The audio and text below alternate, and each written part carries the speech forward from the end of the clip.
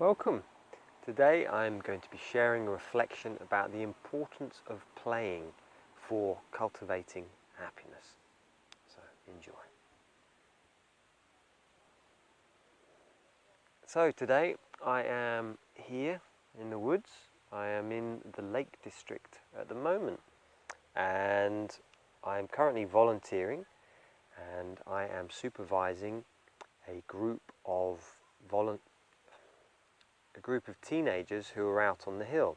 They're out on the hill for 4 days, and it's part of a scheme we have here in the UK called Duke of Edinburgh, and I've come up as part of Scouts.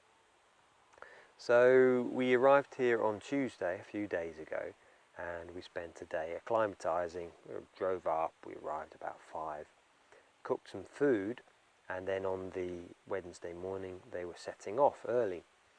And on the Tuesday night we got the cards out, Uno and playing cards, and also dominoes.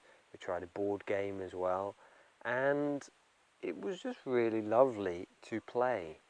And there were 6 of us playing, and realizing that I very rarely sit down and play cards.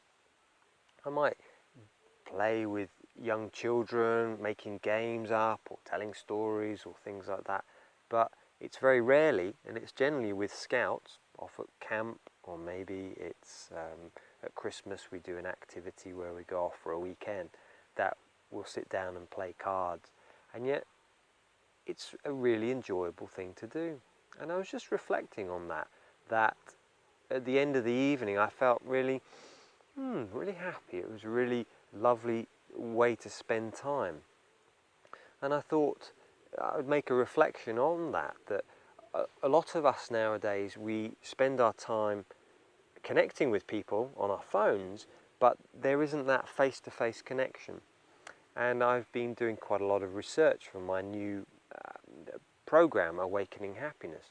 And some of the research I've found is that with people using phones, especially if we're on phones a lot, we're using social media a lot, it's actually creating feelings of isolation. People are feeling isolated, and we're missing that face-to-face connection. And when we have it, we have this part of the body, which is the rest and digest, the part of the body called the vagus nerve, that's stimulated when we have that social interaction. And essentially, rather than the fight or flight, it's the rest and digest, so it's the parasympathetic nervous system. So we just settle into this peaceful space. It's not obviously always like that, but we're becoming more and more insular.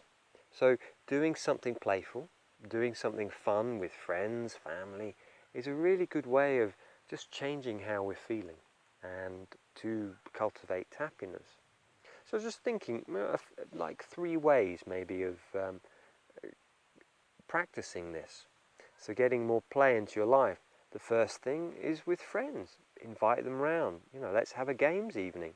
Maybe play charades, or it could be a board game, something fun, maybe some cards, or something which it involves interaction. It's not computer-based. And make an evening of it. Find these different games you can do. So that was the first thing I'd recommend. Second thing is if you've got young children, or maybe grandchildren, maybe friends have got children, is like interact, play with them. And the way I generally do it is I lead. So I just start drawing, or I say, would you like to do this? Should we go and play hide and seek? And they're like, yeah. So it's just such fun to do that, and that really makes us feel really great as well. And then the third thing is, I can't really remember, what did I say for the third thing? I think it was just with our partners, just being more playful, joking and laughing. It's like having that lightness. Sometimes we can be very serious, and just being more playful. So, just a simple reflection to bring more playfulness into your life and therefore more joy and more happiness. So from this beautiful place in the north of England, I wish you many blessings and have an amazing day. And yeah, comment below.